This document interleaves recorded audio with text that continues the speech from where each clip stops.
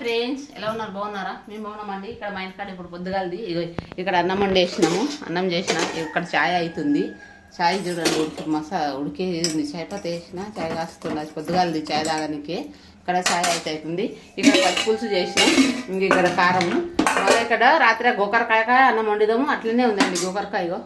అట్లనే చాలా మిగిలింది. గోకరకాయ శనగపప్పు వేసి వండింటివి. శనగపప్పు గోకరకాయ వేసి వండింటివి ఉంది. ఇంకా ఛాయ్ అయితే మస్తు ఉంటుంది. ఛాయ్ తాగేయాలి.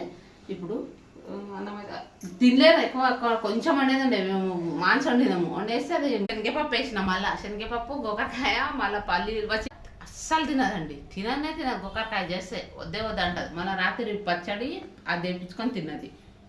పెరుగు ప్యాకెట్ పచ్చడి తెప్పించుకొని తిన్నది. గోకరకాయ చేసిన రోజు తిన్నది. గోకరకాయ మిల్లిమేకర్ల కూర అస్సలు తినది ఆమె. అది అందుకనే ఇంకా ఛాయ్ వండిపోతుంది. బాయ్. సరే బాయ్.